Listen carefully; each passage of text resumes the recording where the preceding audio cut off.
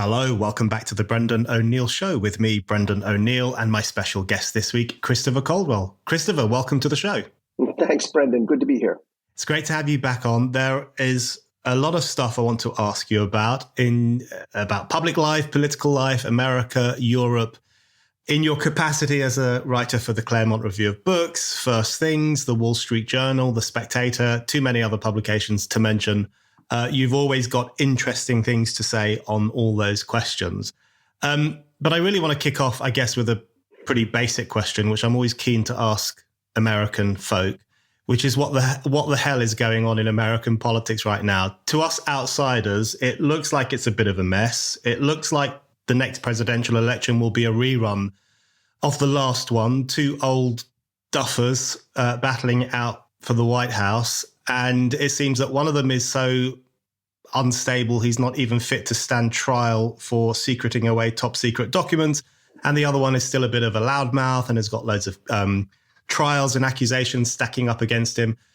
So it looks a bit crazy, I think, to the average outside observer. What's your take on where American politics is at right now and what might happen with a presidential election? Oh, boy. Well, it is a bit crazy in its outward appearance, but there's a logic to it. It's a basic, a basic populist elite problem. So a lot of people, they look at, I think the basic error that most people look at when they look at American politics is they say, Americans are so stupid, they don't understand what a lunatic Donald Trump is. And that's the first thing, that is the basic thing that you have to get out of your mind. Whoever you are, wherever you are on the political spectrum, the American voter sees the same Donald Trump that you do. He knows that, Donald Trump runs a kind of a sleazy business that had, that basically puts up these, cheap casinos and things like that he's often, let's say, economical with the truth, that he, they know all these things about Donald Trump. So that the question is not, don't you know that Donald Trump said these things about women on this or that tape?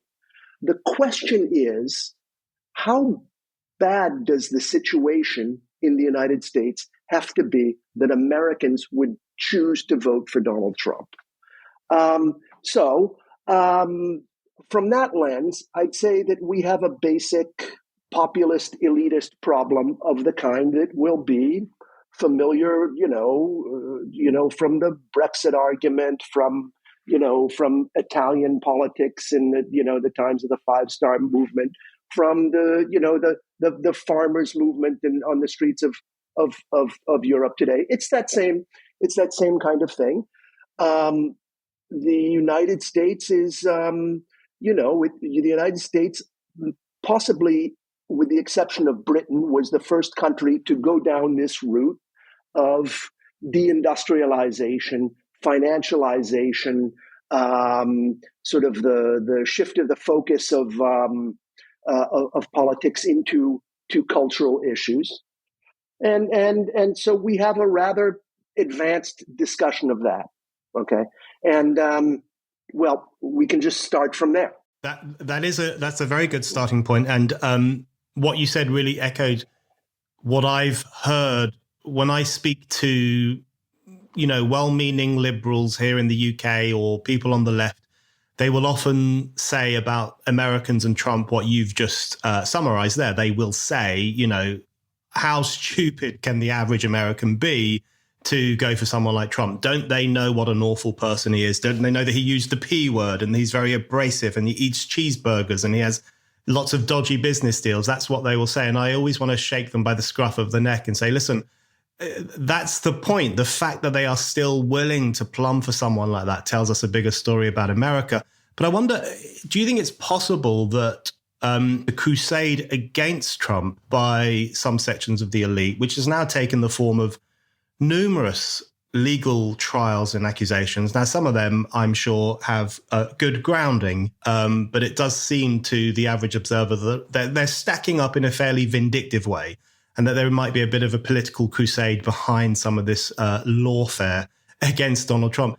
Do you think it's possible that that crusade against him might actually backfire on the elites? And the more they go after him, the more it's possible that some voters will align with him and recognize that just as they are treated with contempt by sections of the elite, so Trump is too, and feel that kind of bond with him as someone who's being bullied, if you like. Yes, I think it's possible. I'm not sure it's happening, but it's quite possible. And how this will all shake out is going to depend a lot on, what issues come up in the course of the campaign. It's kind of unpredictable.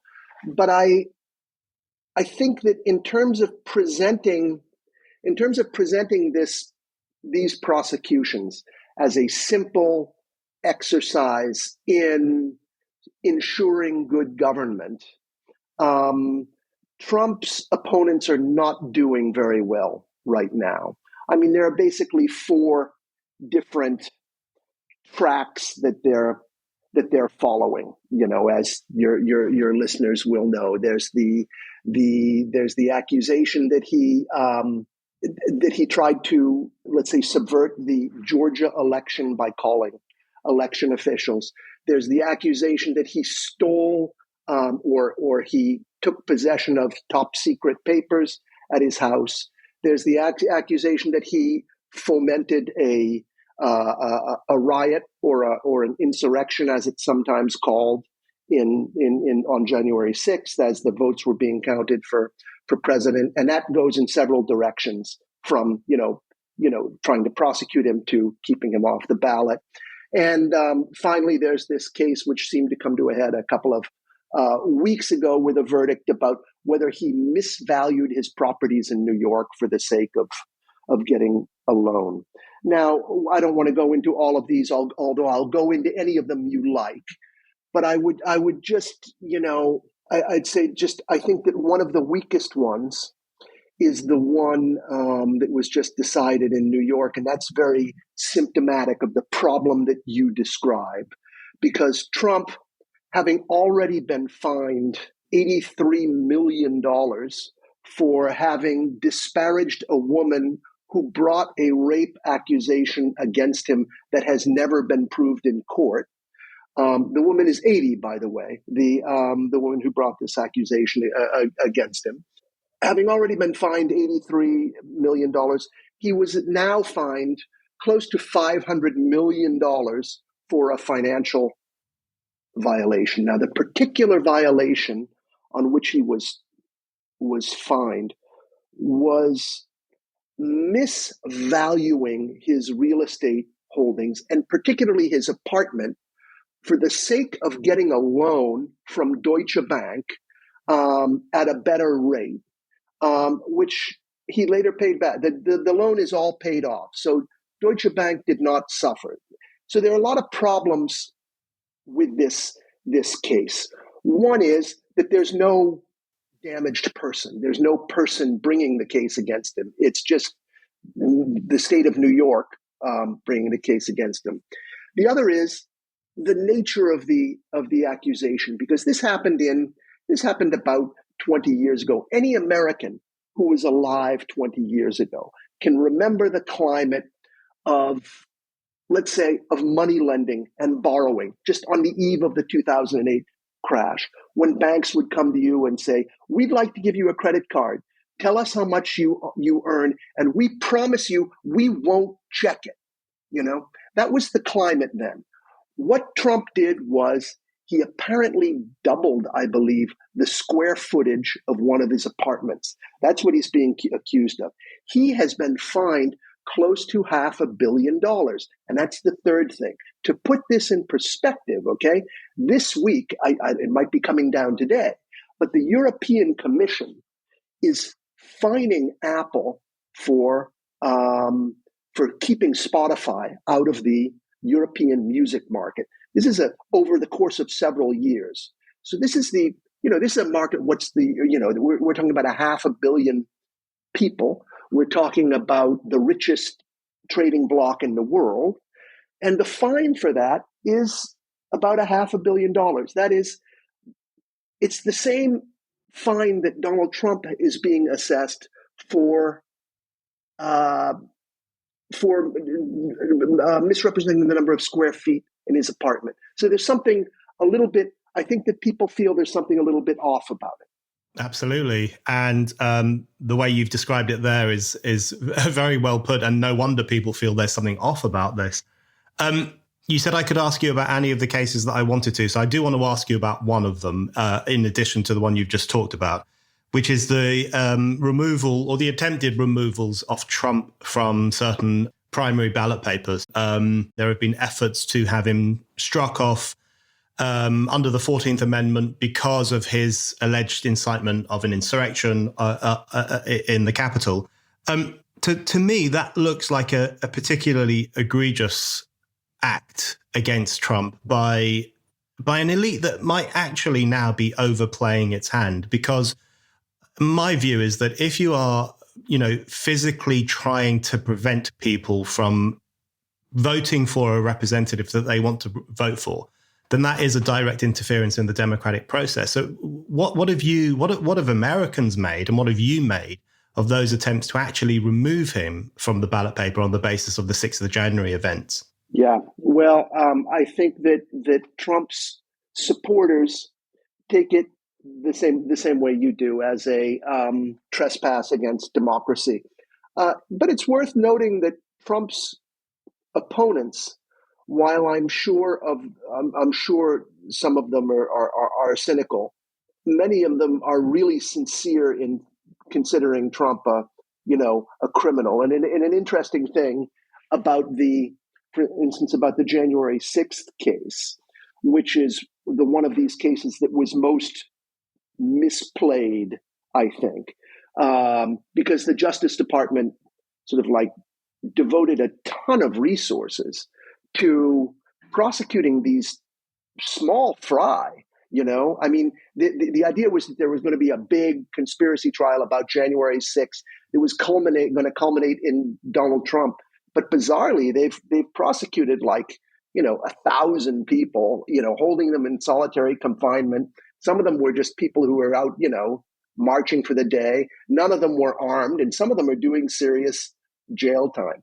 The theory of that, the important thing to remember, kind of in defense of the Democrats, or kind of in defense of the Justice Department, is they seem to sincerely believe that at the end of this, they were going to find some masterminded plot. So in a certain sense, yes, they are playing fast and loose with the word insurrection, which is in the 14th Amendment and does permit people to be kept off the ballot. But it had a very specific meaning when it was written, like other things in the 14th Amendment. That was in there to keep Confederates from intentionally mucking up the political process right after the Civil War. And in the same way, there was a bit about respecting the national debt. And that was in there just to keep Confederate states from claiming that they were not responsible for paying the national debt because they hadn't been in the Union during the Civil War. But these are all, this part of the Constitution is all explicitly and exclusively directed towards things that happened between 1861 and 1865. That's a roundabout way of saying that it looks very cynical, this use of it. But they actually, I do think that there is a sincere belief that Trump was managing an insurrection, and it has survived the lack of proof of that in the same way that certain claims about Trump's involvement with Russia have survived the lack of truth about that. Hi, it's Brendan here. I want to invite you to my next very special live recording of this podcast. On Thursday, 21st of March at 7 p.m, I will be joined by the brilliant Matt Ridley, a science writer and the co-author of Viral, The Search for the Origin of COVID-19. Matt and I will be live and in conversation via Zoom, talking about the cover-up of the lab leak theory, the dire consequences of lockdown, the perils of net zero, and other things too. We'll also be taking questions from you, the audience, so if you have something you want to ask Matt, now is your chance. This is a free event exclusive to Spiked supporters, our online donor community. If you're already a Spiked supporter, you can sign up for your ticket now on our online donor hub. If you're not already a Spiked supporter, now is the perfect time to become one. For as little as £5 a month, you can get your ticket to this event, plus you'll enjoy loads of other exclusive perks like ad-free reading, access to our comment section, and to other free events like this one. To become a Spiked supporter, go to www.spiked-online.com/supporters. That's www.spiked-online.com/supporters. I'll see you there on Thursday, the 21st of March at 7 p.m. with Matt Ridley. Yeah, I've been reading about some of the 6th of January participants or rioters and the sentences that have been handed down to them. I've seen some people use the term redneck Guantanamo to refer to some of the conditions that I wouldn't necessarily call them rednecks, but that's the phrase that some people are using. And it is pretty scary what's been done to some of them. And I guess that speaks to partly to the climate that emerged straight after the 6th of January events, which was this idea that there is this huge problem of domestic terrorism. That's how it was referred to.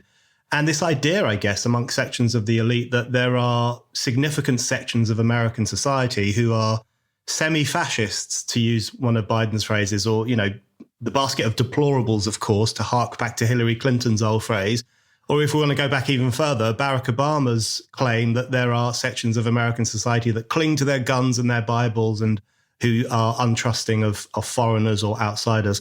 That view, is that still there within the Democratic establishment? I hear Biden giving a voice to it every now and then, but do you think that's still a significant problem for the Democrats, that they just feel incredibly alienated from some of the people who would traditionally have been their voters, and particularly working class people, who they now look upon with a very strong sense of moral disdain and moral disapproval? They don't like the way they live, the way they speak, their cultural activities, their community life. Is that still a problem in this year going forward to the next election, where the Democrats just can't connect with those people? Yes, that is their big problem. I mean, we started off talking about terrorism and how the different parties diagnose terrorism. And yes, Democrats did explicitly have over the last 10 years talked about, you know, sort of rural, white nationalist, angry, right-wing, things like this.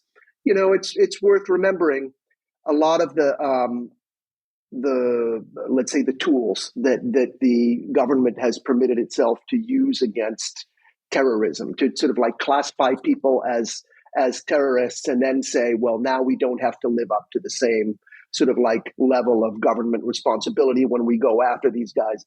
Those come from the era after September 11th, and they come from George Bush. And a lot of people said, you know, hey, you want to be careful. These things that you think are just being targeted at Al-Qaeda are going to come back and be used against American citizens. And they were right.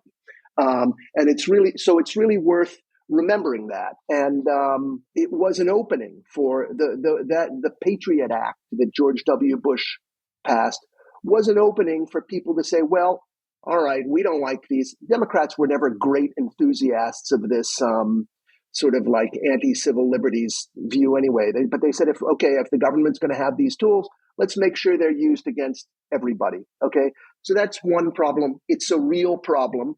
The Democrats being in power are the main abusers of this system now, but it's a bad system to start with. Okay, there's the second issue that you raised about the Democrats being alienated from ordinary Americans. Totally.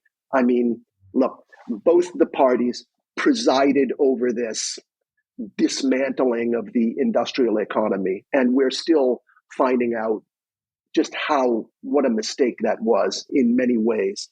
But funnily, Democrats are getting a lot more blame for this than Republicans are.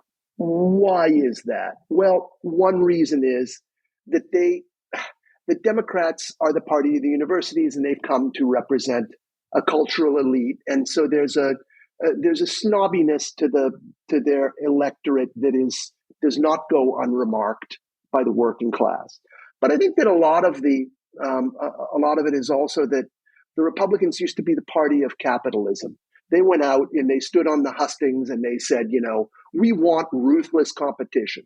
It was really what you say is what you get. But the Democrats had a different approach. The Bill Clinton approach, like the Tony Blair approach, and like the approach of like countless other sort of like new people of the center of the left throughout the world, was to say, look, we're going to have to close your factory, but we're going to take care of you. It's a promise, And once the economy was reconfigured, it was very hard to keep that promise. And so towards the working class, there's kind of an explicit, there's an ideological disagreement with the center right and its capitalists, but there's an explicit betrayal with the center left and its, social democrats. Yeah, I think that's very well put. And in fact, I wanted to ask you about, I guess, the future of social democracy more broadly. I wanted to get your thoughts on this because it seems to me, not only in the American context, but in the European context as well, and I want to ask you a few questions about Europe, social democracy has shifted from being something that at least aspired to represent working class people and working class interests and questions of class and economic clout, or at least economic comfort, the questions that used to drive the left for a very long time, to being, some of these social democratic parties have very much become the property of the graduate elites across Europe. If you look at who staffs these parties, who runs them, and who is more likely to vote for them, it is increasingly people higher up the social ladder, whereas people lower down the social ladder are plumbing for right-wing parties or populist parties or whatever else it might be. And I wanted to get your thoughts on what you think that means for the realignment of politics more broadly. I mean, are we witnessing the end of the left as we used to know it? I mean, people have been talking about the end of the left for almost as long as the left has existed. But I guess when you have such a strong realignment of social democracy away from working people and towards the upper middle classes and their rather eccentric views and values and woke ideas and so on, it does seem to me that that's a realignment that's not going to be easily reversed. And do you think there's something about this now that really speaks to the future of politics and the changing nature of politics? Absolutely. The only reason the left is still called the left is because it is the party in power and it believes that left is the coolest description. And so they've claimed it for themselves. But actually, if you ask what a left and what a right actually are, I would say that the right is the party of ownership of capital and property. It's the party of order. It's the party that says what's legal and what's not. It is the party of dogma. It's the party that sort of like it used to be the party of the church, but at any rate, it's the party that sets out like ideas of this is the moral way to behave. And in all of those things, the people who call themselves the left are really a party of the right. It's what they structurally, that's what they are. So I tend not to want to use those words very much. I mean, and so if you can say these old parties, these old working men's parties, how did they come to be sort of like parties of the universities and, sort of like against the interests of people of the actual working class? And, there was always a kind of funny thing. These working class movements, particularly after the Russian Revolution, got a lot of sympathy from intellectuals. I mean, from people whose class interests were not necessarily with the working class, but who nonetheless thought this was a better way to organize society. It would be more stable. It would be more moral. And so they hitched their wagon to these things. But as the industrialization happened, it's not just that the factories closed. It's also that the new center of economic activity and productivity moved to ideas. That is, moved to the universities. So suddenly this part of the left-wing party, the intellectuals in the left-wing parties, even if they weren't personally rolling in dough, okay, they were either the people who were like working in the new startups, or they were beneficiaries of the philanthropy of the foundations that came out of these startups. That is, they were tenured professors and things like that. So they were really the haves of this new university-centered economy. And so that's, I think, a big part of what's happening. I wonder what you think might be the driving force behind those sections of American society who still vote for Trump, regardless of all his problems, which they are very well aware of. Do you think it's their sense of economic insecurity or their sense of cultural insecurity? Or maybe it's a combination of the two, but it's always interesting to me which one takes precedence at any particular time. So a friend of mine here in Britain tells me a funny story about the time he was campaigning for a political party in Leeds in the north of England, large working class, predominantly working class city. And they were set up their stall on the local high street, and they were saying, we'll build more houses. We will make sure that you get your unemployment benefit on time. We will agitate for a higher minimum wage, all those kind of very traditional ideas economically. And people were just walking past. And then my friend decided to start saying, we're the only party who thinks that women don't have penises. And suddenly people were stopping. They were obviously very curious by this man saying a rather strange thing in a public place. But they stopped and they talked and they engaged. So there is obviously working class communities across the Western world right now are very concerned about economic insecurity, but also equally and sometimes even more so about cultural insecurity, the sense that their nations no longer really belong to them, that even the borders of their nations have become very fluid and porous, and that the establishments of their nations are like an alien race in some ways who live on a completely different planet and have completely different values. Is it a combination of those two things that drives the support for Trump, or do you think one takes precedence over the other? No, I think you've got it. I think they're very hard to disentangle. I mean, Trump has his strengths and weaknesses in both economic and cultural areas. The border is the key issue going on right now. It's really vivid. You see these people who they look foreign. They're at the barbed wire gates of the country in enormous numbers, in thousands, in tens of thousands, or they're streaming into the country. And you see them on television. If you watch Fox News, you'll see pictures of this every night. It's just like a flowing mass of people. It seems like, and probably when you're in bed, you think, like they're still flowing across the border. It's a constant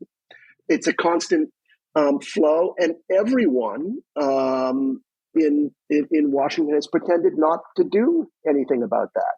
Now, Trump was a very ineffective president in a lot of ways. His learning curve was absolutely flat. He didn't know any more about the office of the presidency on the day he left it than on the day he arrived.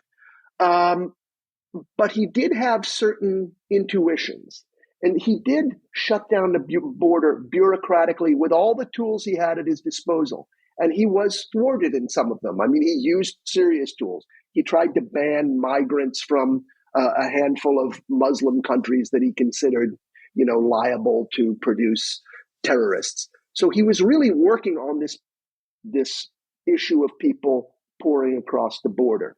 And so he gets a lot of credit for that. I mean, I think that there were 500,000 people a year coming to the United States under Trump, and there are 2 or 3 million a year coming under Biden.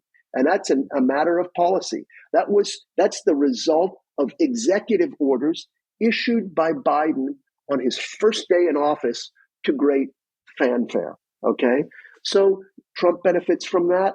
On the economy, this is an economic issue. I think that the intuition of people, the intuition of a roofer or of a landscape gardener is, if I'm in a town that has 2,000 people in it, and suddenly there are 100 young men arrive in town from a country, where the average laborer makes, $5 a day, then there's going to be downward pressure on my wages. And you don't have to be a bigot or full of hatred to have that worry. in fact, the low immigration, if you look at the Trump economy, if you measure it by per capita income, if you measure it by mean income, you take all the income in the country and you split it, it did worse than it did under Obama. It was, there was growth, but it was more modest. If you look at median income, that is, you look at how the average person did, he did better. Under Trump, and by the way, these statistics are clouded a little bit by COVID in the final year. But so we're talking about the first 3 years of the Trump administration. Under Trump, you had lower economic growth, but you had a more even distribution. So there is of the gains from the economy. And in fact, I've heard some people say it's the first, and this is what the Fed numbers that came out at the time showed, it's the first kind of egalitarian period of economic growth since the 20th century. I'm not saying working men became millionaires, but it felt better. There's something that felt better it's not purely sentiment. There's a measurability to this. And that's why, if I just may conclude, it's why I tend to I have an open ear to those people who say that they actually are not feeling this so-called Biden economy as a good economy, even though all the experts are telling us that we're fools for not appreciating what a wonderful economy we're living in. I think we probably have an increased per capita income, but that it's disproportionately skewed towards the rich in the country, as one might expect. I think what you said there about immigration and the American border really rang true with me, because it seems, from the European context, it seems pretty clear to me that immigration is increasingly the issue through which ordinary people most keenly feel their disenfranchisement and most keenly feel their sense of being out of control of the country in which they live. So in Europe, for example, people are often told, well, there's nothing we can do about the movement of all these people because we're in the European Union, we're in the single market, we have to have freedom of movement. Or they're told this is just a natural phenomenon in the modern post-borders global world, so get used to it. And if they raise complaints about it or raise criticisms of it, they're called xenophobic, they're called racist. So we've seen protests in Ireland recently against some of the consequences of immigration. The immigration levels in Ireland are extraordinary. Around 20% of the Irish population was born outside of Ireland. And Fintan O'Toole in the Irish Times pointed out that that's higher than the proportion of people born outside of America during the great melting pot era of the late 1800s. I have another one for you that's a favorite of mine. I think that 2 or 3% of the Irish population was born outside of Ireland or arrived from outside of Ireland in the last 12 or 18 months. So, I mean, it's extraordinary. It really is extraordinary. And I go to Ireland a lot. I go to the west of Ireland in particular, where my parents are from. And there are these small towns and villages which have a few hundred people in them. And overnight, 100 immigrants are brought in and they're moved into a hotel. I mean, some of them are Ukrainians, but a lot of them are from other countries as well. And people are getting ticked off. And these people are not racist. I mean, some of them might be, little islanders or something. They might want to preserve a kind of traditional culture, but they're not racist. They do think there's something slightly destabilizing when central government that people who would never deign to visit these villages just import loads of people who have a different culture, who come from a different country, and they feel like that's a destabilizing thing. And I don't think it's racist or bigoted for them to raise those questions. And of course, you've written about this. We've seen the success of Geert Wilders in the Netherlands, the Sweden Democrats, the right-wing Sweden Democrats in Sweden, of course, Meloni in Italy. There have been these surging populist votes recently. A lot of them are tied to the question of immigration, the impacts from the migration crisis of 2015. All of those questions are still very, very pertinent in Europe. Do you think immigration, both in America and Europe, will continue to be a kind of significant moment in the culture war for the coming period? Yeah, it's funny you mentioned Ireland. There's a guy at the Telegraph in London named Michael Murphy who just made a a video about migration in Ireland. And there's a great scene about Ross Cree. I don't know if you've been reading about that. It's this tiny town in County Tipperary where overnight, and this is the migrants tend to be moved in the middle of the night usually. The migrants moved in and filled the only hotel in town. So I mean, it's the west of Ireland, it's tourism, and so suddenly you have a town that's sort of like it's dependent on its tourist trade, but the hotel is full. By the way, it's a great deal for the guy who runs the hotel. He gets a bumped up price and his hotel is full all the time, and it's full of asylum seekers. But the business in for everyone else in town is shut down. Anyway, I thought this was a wonderful video, that one in the Telegraph. Yeah, and there are so many knock-on consequences when the hotels in Ireland get filled up with new arrivals or Ukrainians or whoever it might be. There are knock-on consequences for the restaurants in that town, the shops in that town, lots of which are closing down. I mean, it has severe economic impacts on ordinary Irish people. Further on from that issue, I wanted to ask you about something you wrote about recently in The Spectator about the longing for a centrist restoration. So listeners will probably know what we're talking about already. There is this desire in Europe, there has been for some time, that some centrist savior will come along and rescue the continent from the evils of populism. I mean, when Macron was first elected, there was a front cover of The Economist showing him walking on water, literally walking on water. And there was all this talk about Macron being the liberal savior of post-Brexit Europe, of populist Europe.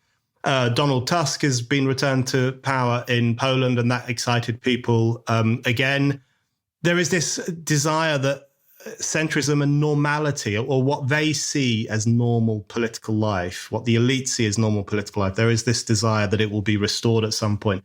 But that's a bit of a fantasy, isn't it? Even if you look at Macron's France, for example, there have been the Gilets Jaunes riots, there's been farmers' protests, there's been all sorts of pushback against Macron's kind of Jupiter-style regime. So what do you think are the prospects of a centrist restoration, or is it just a pipe dream of the new elite?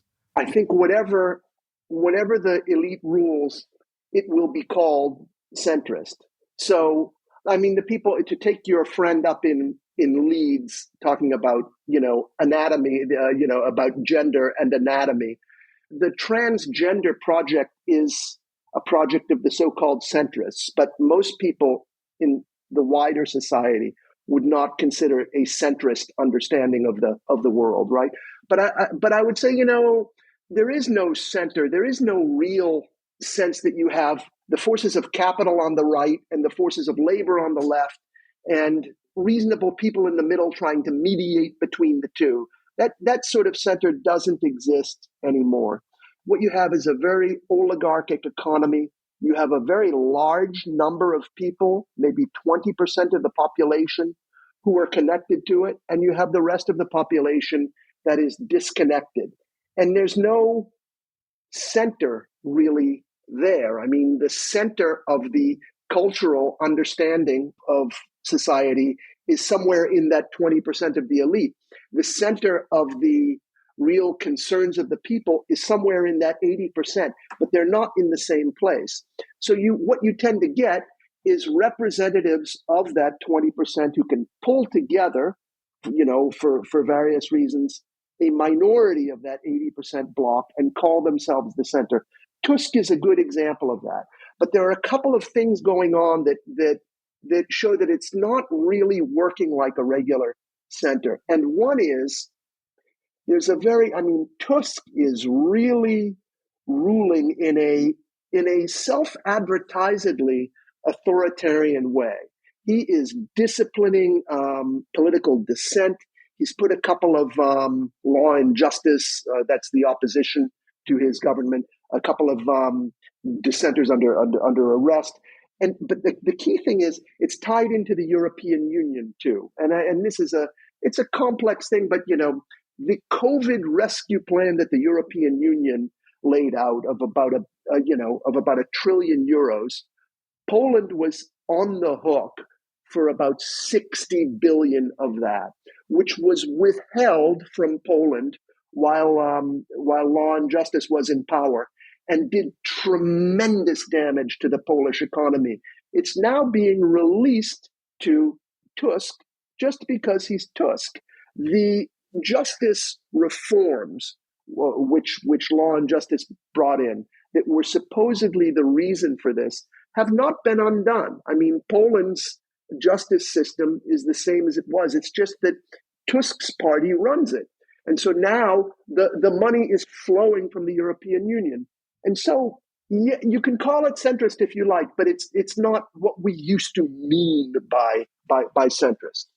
Hi, it's Brendan here. I just wanted to remind you that you can still buy my book. It's called A Heretic's Manifesto, Essays on the Unsayable.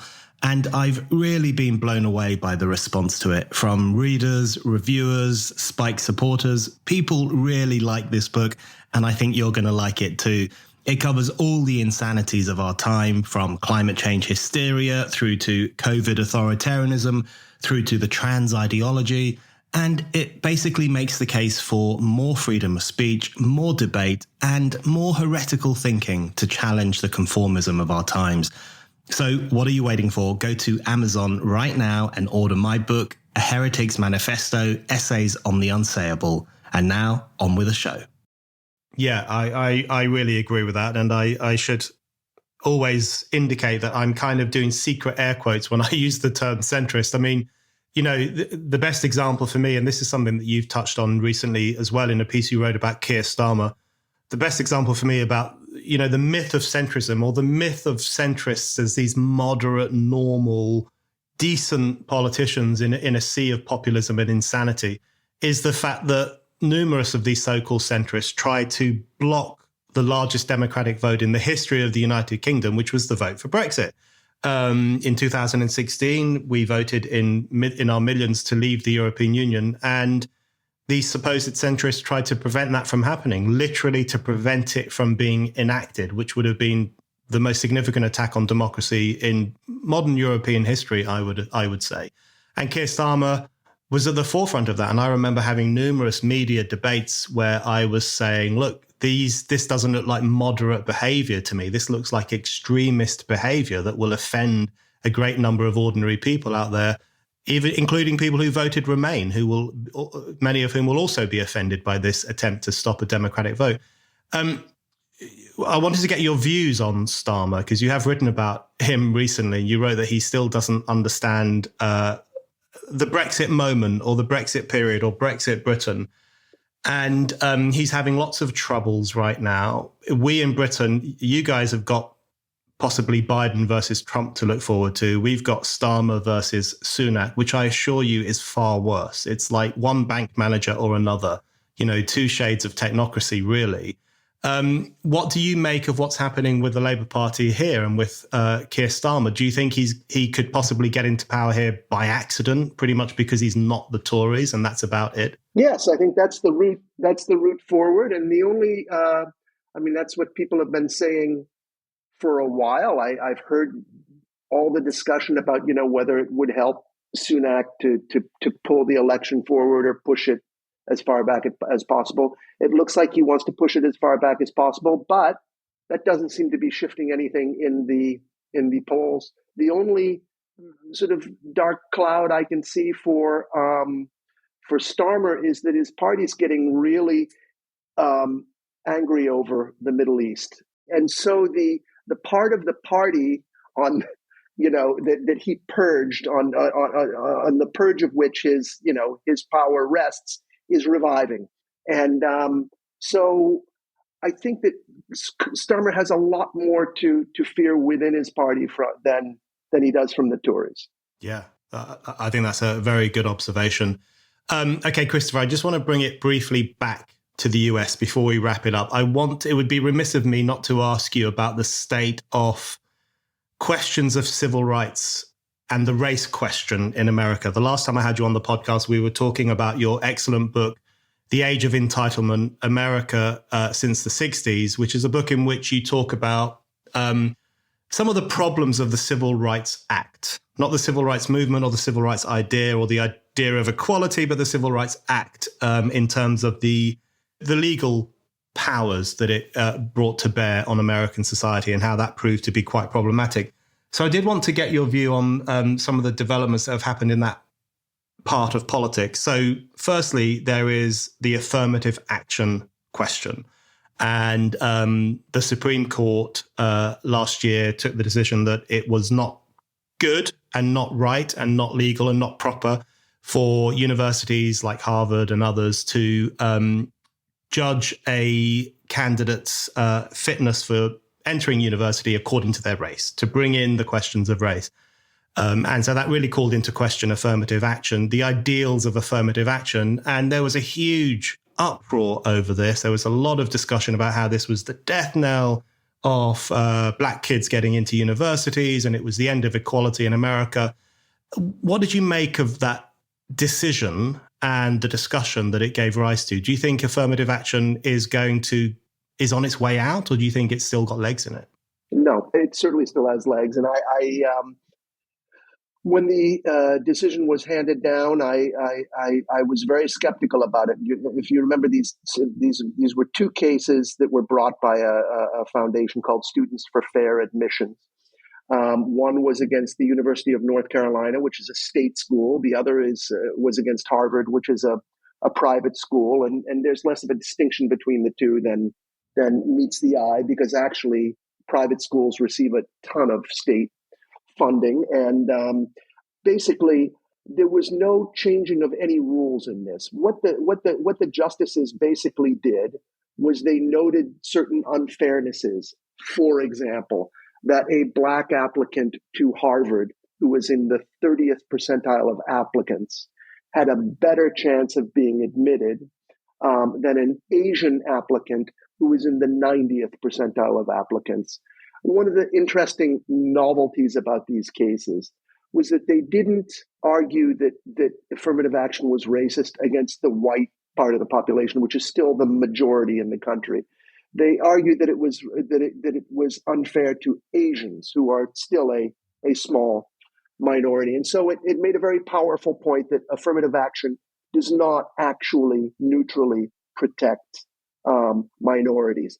But having made that point, they basically got lost in a whole bunch of legalistic language about whether the Harvard program was narrowly tailored. Narrowly tailored is a Supreme Court term of art, whether it's narrowly tailored enough to meet, quote, strict scrutiny, unquote. And none of these things have any meaning, and they offer no guidelines on how to go ahead.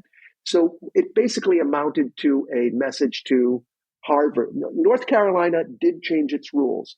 Harvard has basically said, okay, we're going to find a different way to get the same result. So no, it did not change affirmative action. The big change in civil rights and the way we understand it has been the humiliation of Claudine Gay over the past winter. That was going to be my next question. I really want to know what you thought of the Claudine Gay scandal, and listeners will know that this is a reference to the congressional hearing on anti-Semitism last year, where Claudine Gay, then president of Harvard, and also the presidents of MIT and Penn University, didn't give a very good account of themselves and demonstrated what some of us believe to be double standards in relation to freedom of speech. These are universities where infamously you can be cancelled for saying a man is not a woman, but apparently you're at liberty to say there should be the killing of Jewish people. Now, I'm a free speech extremist, or rather a free speech absolutist, to put it a bit more nicely. So I'm open to the suggestion that all forms of speech should be free, so long as they do not directly incite violence. But it was that extraordinary hypocrisy and double standard that really, I think, knocked people for six. And then eventually Claudine Gay was taken out from the presidency of Harvard. There was also the plagiarism scandal that was unveiled, where she had been noted as plagiarizing various things in her academic works. What do you think that told us, not only about Harvard, I guess, and the race discussion there, but also about the culture on American campuses more broadly. I sometimes dream that wokeness on campuses is fizzling out and a new generation is coming through that's a bit more sensible. But then things post 7th of October, the Claudine Gay affair, campuses in America go absolutely crazy with people chanting all sorts of things that from the Israelophobic right through to the anti-Semitic. And then you think to yourself, right, these campuses are still in trouble. So where do you think campuses stand right now politically? Yeah, I think that you have put your finger exactly on it. I think the problem is the hypocrisy. I would even say that in that hearing on Capitol Hill, when Claudine Gay was accused by Elise Stefanik, a Republican congresswoman, of sort of like being lax towards genocide, she said, "Do you believe that people should be able to call for the genocide of the Jews?" Is what Stefanik said. It was actually quite unfair to Gay, because what was going on at Harvard was people were chanting, slogans like "from the river to the sea" and things like that. Now that is really offensive in some people's eyes, but what Claudine Gay should probably have asked is, what particular utterances are you referring to? I don't think that anyone was really sort of explicitly calling for genocide in so many words. And so it was very hard for her she was basically defending a hypothetical. And it's a very hard thing to do. But she was put in a position where she had to either oppose free speech or defend genocide. And it was an impossible position. She tried to fudge it. She said, it depends on the context. I was going to ask you, just following on from that, when I first saw that congressional hearing, I was flitting between sympathy for Claudine Gay and horror at the double standards, at the hypocrisy, at the fact that, it's well known around the world that these campuses do not tolerate the most basic forms of speech. And yet she was saying it's context dependent if it were to come to something as extreme as that. Right. And that's exactly it. That's exactly the problem. So she was, on this specific count, she was wrongly accused. But what had happened was that Claudine Gay was a pillar of the woke establishment. She had become president of Harvard because she was a pillar of the woke establishment. She had presided over the disciplining of people who said things that were considered insensitive. It was under her watch that Harvard had become the lowest ranked school on FIRE's ranking of campus speech freedom. So what basically happened when you had these protests, when people started saying these things, is that the club that she had been clobbering, others with, suddenly fell at the feet of congressional Republicans, and they decided to use it. And so they did it, and it was a great humiliation for Gay. But it's important to remember that what really got her kicked out is the disquiet of the donors, and that is enough to, I think, dramatically improve the situation at well-endowed universities like Harvard that really need to keep a good relationship with their donors.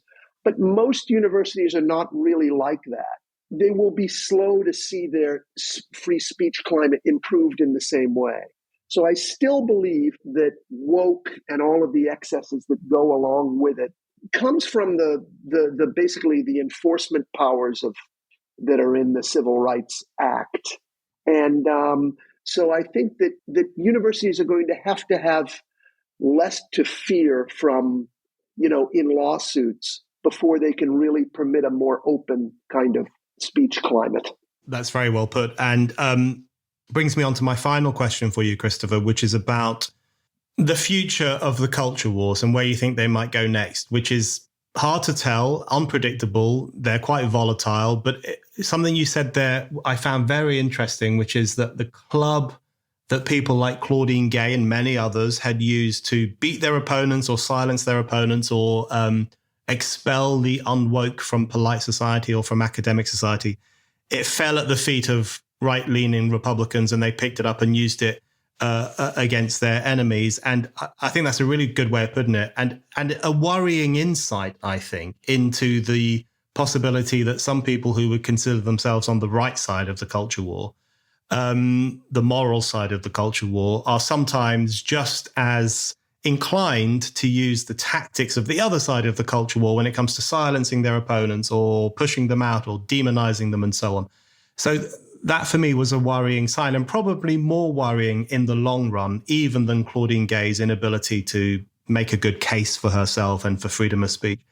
So given that, and given all the other things going on in the world, and given what we started off talking about, which is that the populist versus the elites conflict continues, what do you think are the prospects for the culture wars, these divides, these battles that are gripping our society in the next few years? Yeah, I think that the solution is going to lie somewhere along the lines of like permitting communities to have a little more freedom to set their own rules inside. I mean, for the last 50 years, the government has been penetrating these communities and saying, you're not diverse enough. And the question is whether these communities, whether like, groups of what kind of institutions these communities are going to be able to do. Like take Christians. To what extent should a group of, 30 or 40 Christian homeschoolers be able to have absolute leeway over who gets into their homeschooling group? Is that the sort of thing that the government is allowed to scrutinize? Are they going to be allowed to do this as long as they're like an internet group, but not as long as they have a physical plot? Who has custody over the child's mind? Does some of these things have come up in Virginia. That I think is where the future of these cultural conflicts is in micro communities, in the right of people to form micro communities, because there is paradoxically the one thing that the federal government approach has destroyed is diversity at the level of the group. Every group now has to be alike. It has to follow a set of rules laid down by the central authorities, and people are chafing under that, let's say. Christopher, thank you very much. Thank you very much, Brendan.